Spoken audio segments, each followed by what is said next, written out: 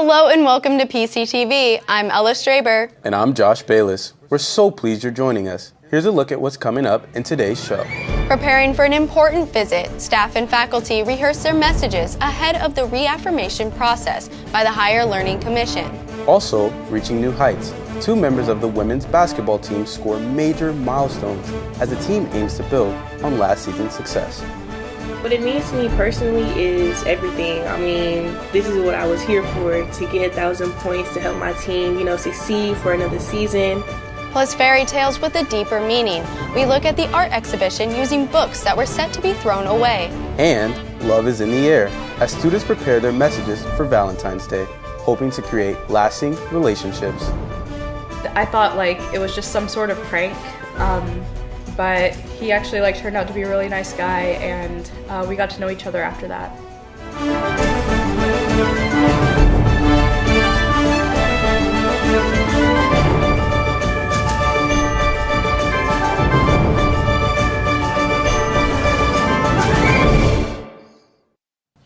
First, Principia is preparing for an important visit from the Higher Learning Commission later this month. It's part of the college's 10-year reaffirmation process. Reviewers will be on campus to ensure all academic standards are being met and to suggest any changes needed. Ahead of the visit, mock question and answer sessions have been taking place to look at some of the issues that might come up when the reviewers are here on February 23rd and 24th. Well, with us to discuss this is Edith List, one of the team at Principia that's been working on the college's submission to the Higher Learning Commission. Hi, Edith. Welcome. Well, thank you for having me. So for starters, can you tell me why this is so important for Principia and the students? Yeah, so the Higher Learning Commission is a part of an organization that accredits higher education institutions, and so that gives you value to your degree so that you can be assured when you go to your employers or whoever that you have a quality degree.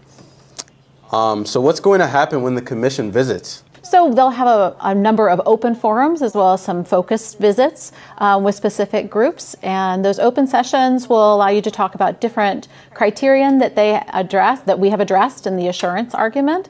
So things like student success, our mission, integrity, and sustainability. Got it. And what should students and faculty be doing to prepare for this visit? So certainly thinking about how does your work or your being a student is impacted by our operational mission, or how you fulfill the mission, or how that it is important to you in your work and your study. Also, if you wanted to read the assurance argument, which is 35,000 words, along with some we don't provide the evidence, but that's available as well. So you can read that ahead of time if you so choose. It's on the accreditation webpage. All right, Thank you so much for being here today. Next, 2 members of the women's basketball team have reached major milestones. Ariana Williams has passed 1,000 points for Principia, while Trinity Matthews has scored 500 rebounds. The team is hoping for more success after winning the SLIAC championship last season. I've been talking to the players. Championship seasons are defined by moments and by the seniors who carry them. For one senior, that moment came with her 1,000th career point, a milestone built on years of work, confidence, and consistency. What it means to me personally is everything. I mean, this is what I was here for, to get 1,000 points to help my team, succeed for another season. But it did take a while. I was trying to get it when we went to MUW, but I was too into my head. So when I got it at Lions, I felt really good. Now with her name etched into the record books, the question becomes, what's next? Honestly, just to keep my energy high throughout the entire game, not to get down on myself or get down on my team, because I feel like my team feeds off of my energy. So I feel like, just keeping my energy consistent throughout the whole game is a really big goal for me this year. While one senior fills up the scoreboard, another controls what doesn't always make headlines: effort. I'm trying to contribute other than scoring, so I'm trying to do what's best for my team, because our coach really emphasizes on being the better rebounding team than everyone else. Individual milestones matter, but not more than what's at stake next. After winning the conference championship just a season ago, this group now faces the challenge every champion knows well: doing it again. Because last year we didn't really have pressure on us to win at all. We were kind of like the underdogs, so like it was easier coming in with the mindset that we have nothing to lose. But also I have a lot of faith that we can do it again because I feel like we are the better team. So I have full belief that we're probably going to go back to back. With records falling and expectations rising, these seniors aren't chasing numbers, they're chasing legacy. One team, 2 seniors, and a chance to go back to back. The worlds of fantasy, greed, and inequality all came together in the first art exhibition of the semester. Zemma Kitchen, who graduated last year, put on the work. As I've been finding out, part of it came about after she was asked to throw away some old books, but decided she could use them to help create her art. I went to have a look. The morals that people can convey through fantasy really apply very well to the real world. Recent 2025 graduate Zemma Kitchen has created a real-life storybook experience here in Voney. And like many fairy tales, it holds a much deeper meaning than just childlike wonder and dragons. Hoard, Greed, and Inequality, an introspective collection created to make the audience reflect on the state of the world. Fairy tales kind of warn us about very real danger in the real world, and like the idea of a dragon is kind of the manifestation of greed. And I see lots of greed in the way that the real world operates. Most of our industries are very much focused on how they can make a profit rather than how they can help people. And I specifically looked into the tech industry, the oil industry, and the pharmaceutical industry, and examples of how they have actively deceived or harmed people in order to make money. Art history professor and director of the James Schmidt Gallery, Sarah Phillips de Borja, reflected on her experience seeing Kitchen grow as a student and an artist. They can relate to. It's something that many of us have grown up in our experience reading fairy tales, and so it's something that has been visually very accessible, but also allows people to look deeper and understand the meanings behind it that she is wanting to communicate to the viewer. For Kitchen, the solution to greed is community, an ideology she came up with by being a student here at Principia. It is much harder to focus on your own well-being and wealth if you know that you're actively harming people in your community. And a lot of that came from my time at Prin. I think the sense of community here is very strong, and I think that's what makes this school so special. One wall of the exhibition is lined with carved recycled encyclopedias, adding another level of nuance to the show. They are like a beautiful set of 21 gold foiled edges, like gorgeous books, and I felt terrible about just throwing them away, and so I thought that I would make use of them and turn them into art that could be cherished. Zemma Kitchen has used her experience here at Principia to create an exhibition that makes a statement towards society to look inward on industrial greed and the strength community holds in combating the issues depicted, a theme communicated through material and imagery combined. Ella Straber, reporting for Pctv. And a new art exhibition opens in the gallery this coming Tuesday.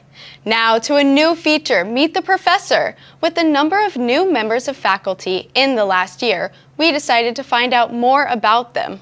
We start with Allison Terry, who's not new to Principia but has started teaching in the digital media and journalism department. Paige Willette went to meet her. Hi, I'm Allison Terry, and I'm a faculty member in the digital media and journalism department. I wanted to bring to my classrooms a sense of curiosity, a lens of what is going to be interesting to students and help them stay engaged. My overall goal teaching here is to help students develop critical thinking, and especially in their approach to media. So whether it's public relations, podcasting, or understanding the impact of mass media on society, it's to get you to think more deeply about what you see, what you read, what you listen to, and how that might impact your understanding of yourself or your community or the world.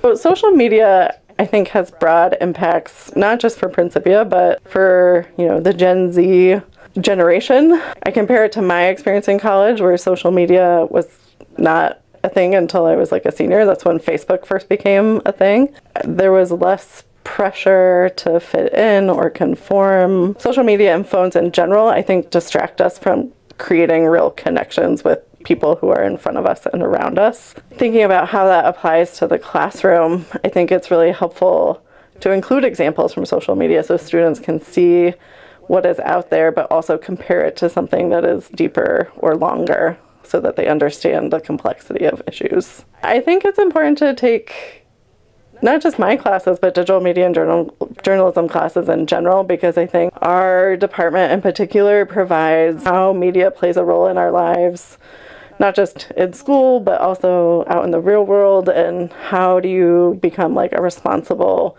communicator, not just consuming it, but also creating it. And I think any class you take with digital media and journalism, you'll find those skills and learning opportunities.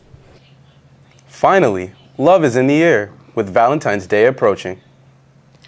Brooks House is again encouraging people to send a rose to someone with a romantic message. Our reporter Dean Wood is live for us now at the concourse. Dean, this has become a popular tradition, hasn't it? Yes, this idea has been running for many years. What happens is that a stall is set up in the concourse where people can sign up for one of these roses. It will then be delivered on Valentine's Day. The sender can put their name or choose to be anonymous. As a result, some couples have gotten together from this event. I've been speaking to that one couple. 2 years ago, this Rose for Buds event came up, and I really thought it was a good idea to maybe send a rose to someone I liked and I was attracted to.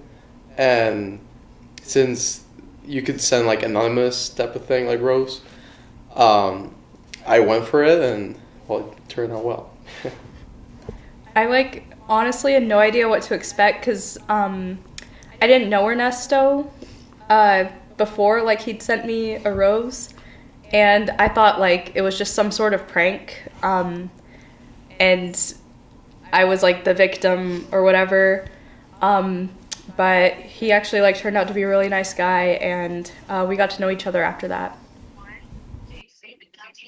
With me right now is the organizer of the event, Shannon John. Shannon, how are you today? I'm great. How are you? I'm good. Thank you for asking. Can you tell me a little bit about this event? Yes. We have this Buds for Buds event has been going on for a very long time. This is a fundraiser for Brooks House, and we love seeing all the fun cards that people are writing, spreading the love all over campus. It's a great way for the community to get together and share love. Nice. What do you hope students walk away feeling after maybe buying a rose or receiving a rose? Just we want them to feel loved and appreciated. It's friends and students and professors sharing their appreciation with staff members between each other's husbands and wives. It's girlfriends, boyfriends, obviously all the relationships, and we have different roses, which white roses are more for friendship. Pink is either or, red is more romantic, but it doesn't always have to be. It could just be you like red. So it's whatever. Right. Okay, thank you, Shannon and John, for joining us. Happy Valentine's Day from Pctv and me. Back to the studio. All right, thank you, Dean. Thank you, Dean. That's such a cool event.